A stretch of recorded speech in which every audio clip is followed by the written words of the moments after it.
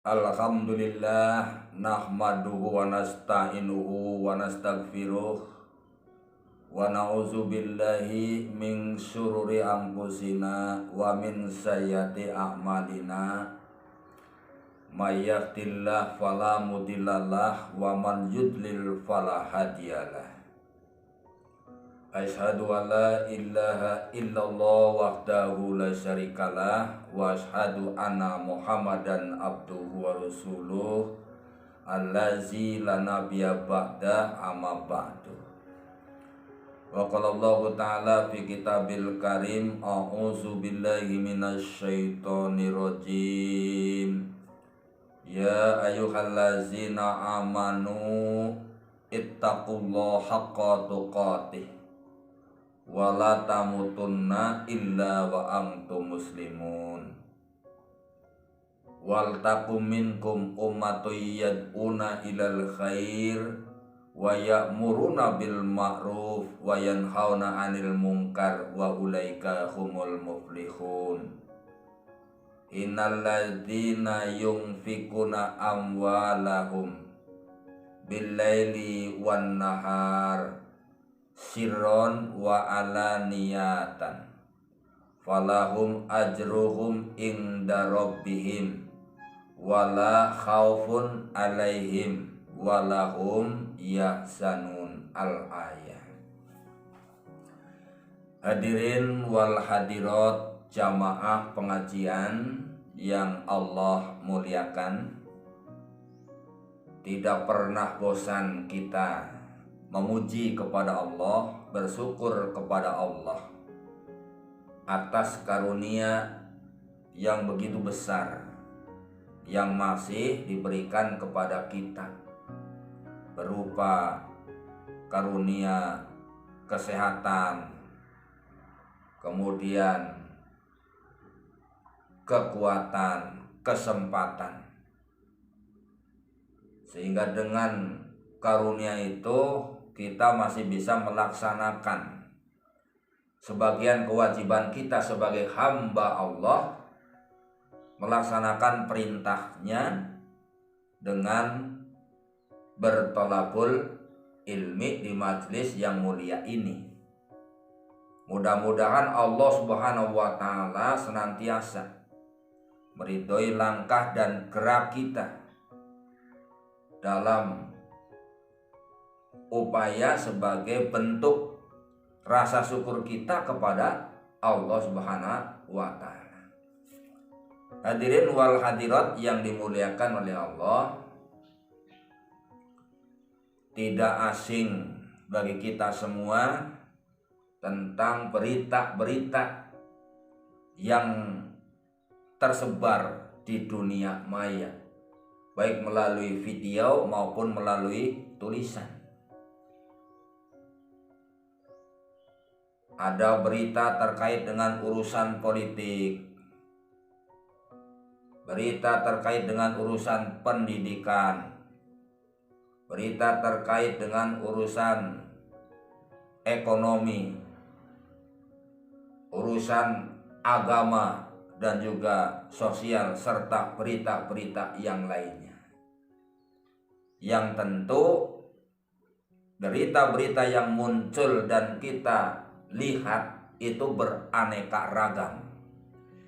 Ada berita yang sifatnya provokatif, ada juga berita yang menenangkan dan lain sebagainya.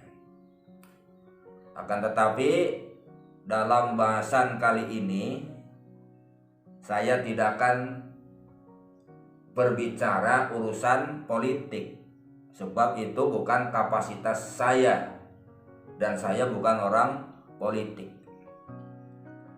Biarkan yang berbicara politik itu adalah ahlinya, biar pas. Dan kita cukup mengikuti perkembangan, bagaimana perkembangan politik di negara kita, bagaimana perkembangan pendidikan di negara kita, bagaimana perkembangan ekonomi dan juga sosial di negara kita.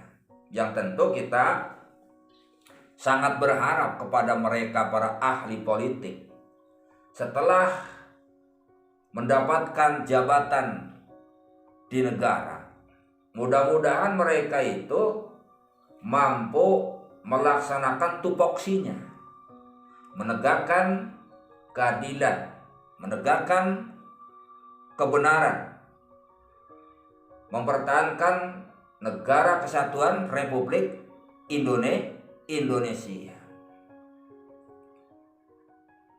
dan membela urusan-urusan rakyatnya. Maka ketika berhasil di dunia politiknya dan menduduki sebuah jabatan dalam suatu pemerintahan, jangan hanya mementingkan kepentingan perut sendiri dan juga keluarganya, tetapi perut rakyatnya juga pikirkan.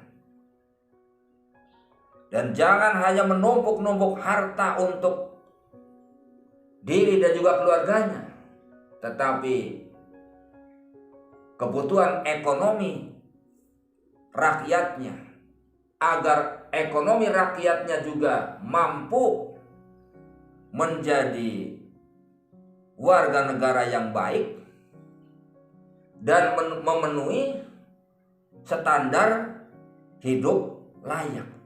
Maka ini adalah tugas Anda sebagai wakil-wakil rakyat setelah menduduki jabatan dalam suatu pemerintahan. Maka saya berharap kepada para pejabat agar mampu berlaku adil, supaya menjadi pejabatnya itu menjadi pejabat yang diridhoi oleh Allah Subhanahu wa Ta'ala. Dan jangan sekali-kali menjadi pejabat kemudian berlaku dolim kepada rakyatnya. Tidak ada sedikit pun manfaatnya untuk rakyatnya, kecuali hanya untuk manfaat diri dan juga keluarganya. Jika demikian, mudah-mudahan Allah Subhanahu wa Ta'ala tidak akan meridhoinya terhadap pejabat-pejabat yang tidak berlaku adil terhadap rakyatnya di dalam berbagai hal. Hadirin wal hadirat yang dimuliakan oleh Allah Subhanahu wa Ta'ala. Pada kesempatan kali ini saya akan menyampaikan surat Al-Baqarah ayat 274 seperti yang tadi sudah saya bacakan di awal. Lagi-lagi saya berbicara masalah sosial, yang mudah-mudahan ayat-ayat yang saya sampaikan di program dakwah saya ini mampu memotivasi kepada seluruh umat manusia, agar umat manusia khususnya kaum muslimin mampu melakukan apa yang dilakukan oleh orang-orang Islam sebelum kita, yaitu para nabi dan juga para sahabatnya, dan juga orang-orang yang mengikutinya. Surat Al-Baqarah ayat 274, Allah Subhanahu wa Ta'ala menyatakan, A'udzu billahi minasyaitonir rajim.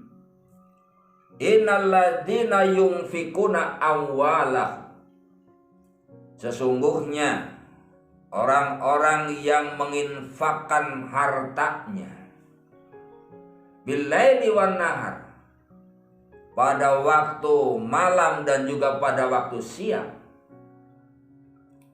Jadi orang-orang yang menginfakkan hartanya baik di waktu malam maupun siang, sirran wa alaniyatan, secara tersembunyi maupun terang-terangan, dalam menginfakkan harta itu, falahum ajruhum inda rabbihim, maka bagi mereka orang-orang yang telah menginfakkan hartanya di jalan Allah, ajruhum, mereka akan mendapatkan pahala inda rabbihim, di sisi Tuhannya. Oleh karena itu, wala khaufun alaihim, janganlah ada kekhawatiran bagi mereka bahwa mereka itu tidak akan diberi ganjaran oleh Allah Subhanahu wa taala. Walahum yahzanun, dan jangan pula mereka bersedih hati. Hadirin yang dimuliakan oleh Allah Subhanahu wa taala. Jadi ayat ini diturunkan oleh Allah Subhanahu wa taala itu berkaitan dengan beberapa masalah. Jadi masalah yang pertama, di dalam sebuah riwayat dijelaskan, itu dari riwayat Tabrani dan juga Ibnu Abi Hatim. Dijelaskan bahwa orang-orang yang pada waktu itu menginfakkan kudanya untuk keperluan perang di jalan Allah. Jadi orang-orang menginfakkan kuda untuk keperluan jihad di jalan Allah. Itu para sahabat Nabi yang memiliki kuda. Kudanya diinfakkan untuk kepentingan fi sabilillah, untuk kepentingan di jalan Allah. Kita sama-sama tahu bahwa kuda itu harganya bukan puluhan ribu atau ratusan ribu, tetapi jutaan, apalagi kuda yang kualitasnya bagus. Nah, ini oleh mereka diinfakkan untuk keperluan di jalan Allah. Ini menunjukkan bahwa para sahabat Nabi pada waktu itu sangat luar biasa di dalam memberikan pengorbanan untuk kepentingan di jalan Allah. Maka dengan peristiwa ini Allah Subhanahu wa taala menurunkan surat Al-Baqarah ayat 274 sebagai berita gembira kepada mereka yang telah berkorban dengan harta yang ia miliki untuk kepentingan di jalan Allah. Makanya Allah menurunkan ayat alladzina yunfikuna amwalahum, orang-orang yang menginfakkan hartanya di jalan Allah billaili wan nahar, baik pada waktu malam maupun siang hari, siron wa alaniyatan, secara tersembunyi ataupun terang-terangan, falahum ajruhum inda rabbihim, maka untuk mereka, maka bagi mereka akan mendapat pahala di sisi Tuhannya. Wala khaufun alaihim, oleh karena itu tidak ada kekhawatiran atas mereka untuk tidak mendapatkan balasan dari Allah Subhanahu wa taala. Walahum yahzanun, dan jangan pula mereka bersedih hati kalau hartanya habis digunakan untuk kepentingan di jalan Allah. Jadi Allah Subhanahu wa taala akan memberikan balasan yang sangat luar biasa. Ini antusias para sahabat tentang hartanya untuk diinfakkan di jalan Allah Subhanahu wa taala. Maka ini patut menjadi contoh bagi kita, agar kita pun mampu melakukan hal yang sama seperti yang dilakukan oleh orang-orang Islam sebelum kita. Hadirin jamaah yang dimuliakan oleh Allah. Itu yang pertama. Kemudian peristiwa yang kedua dijelaskan di dalam riwayat Abdur Razzaq dan juga Ibnu Jarir, Ibnu Abi Hatim, dan juga Tabrani, menjelaskan bahwa Ali bin Abu Thalib itu hanya memiliki harta 4 dirham. Jadi Ali bin Abu Thalib radhiyallahu anhu hanya memiliki harta 4 dirham. Yang kemudian oleh Ali bin Abi Thalib itu 1 dirham diinfakkan pada waktu siang, 1 dirham diinfakkan pada waktu malam, 1 dirham diinfakkan secara terang-terangan, 1 dirham diinfakkan secara tersembunyi, sehingga 4 dirham itu habis diinfakkan di jalan Allah. Jadi harta yang dimiliki oleh Ali bin Abi Thalib habis diinfakkan. 1 dirham siang, 1 dirham malam, 1 dirham secara terang-terangan, 1 dirham secara tersembunyi. Maka Allah menurunkan ayat sebagai berita gembira kepada orang-orang yang telah menginfakkan hartanya di jalan Allah. Di antaranya yang diceritakan di sini adalah Ali bin Abi Thalib, alladzina yunfikuna amwalahum bil-laili wan nahar sirron wa alaniyatan falahum ajruhum inda rabbihim wala khaufun alaihim walahum yahzanun. Sesungguhnya orang-orang yang menginfakkan hartanya di waktu malam dan di waktu siang, secara tersembunyi ataupun secara terang-terangan, tidak ada kekhawatiran atas mereka. Kenapa? Falahum ajruhum inda rabbihim, karena mereka akan mendapatkan pahala di sisi Tuhannya, di sisi Allah Subhanahu wa taala. Walahum yahzanun, dan jangan pula mereka bersedih hati. Ini juga patut menjadi contoh bagi kita. Sekalipun kita memiliki sedikit harta, tetapi jangan lupa perhatikan juga orang lain. Sebab kita hidup di dunia ini tidak hanya memperhatikan diri kita sendiri dan juga keluarganya, akan tetapi juga kita harus memiliki kecerdasan sosial yang mampu memperhatikan kebutuhan orang lain. Jadi peduli terhadap penderitaan orang lain. Jadi jangan hanya memikirkan diri dan juga keluarga kita. Kita juga harus ikut ambil peduli terhadap kesusahan dan kebutuhan yang dimiliki oleh orang lain, yang tentunya kita laksanakan semampu kita. Ya, kalau kita tidak mampu, jangan memaksakan, tetapi kita harus ada niat untuk bisa membantu orang lain sedikit ataupun banyak. Sebab bagaimanapun kita itu tidak bisa hidup hanya memikirkan diri sendiri dan juga keluarga kita. Kemudian tidak ada pedulinya terhadap masalah-masalah sosial yang terjadi di masyarakat. Dan ini sudah dicontohkan oleh orang-orang Islam sebelum kita, yaitu para nabi dan juga para sahabat. Itu kasus yang kedua. Jadi Ali bin Abi Thalib punya 4 dirham harta yang kemudian diinfakkan 1 dirham di waktu malam, diinfakkan 1 dirham di waktu siang, diinfakkan 1 dirham secara terang-terangan, diinfakkan 1 dirham secara tersembunyi.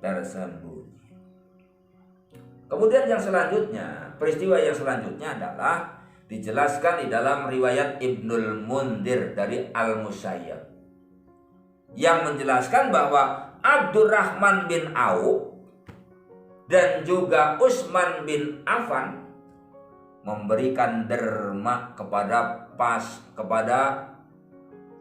Jayisul Usroh. Jadi memberikan derma kepada Jayisul Usroh. Apa itu Jayisul Usroh? Jayisul Usroh itu adalah pasukan yang dibentuk pada musim paceklik untuk perang Tabuk. Jadi sebuah pasukan yang dibentuk pada musim paceklik untuk perang Tabuk ini dibiayai oleh Abdurrahman bin Auf dan juga Utsman bin Affan segala perlengkapan dan juga perbekalan perang. Yang artinya untuk membiayai sebuah pasukan itu bukan mengeluarkan harta yang sedikit. Ditambah personilnya juga banyak.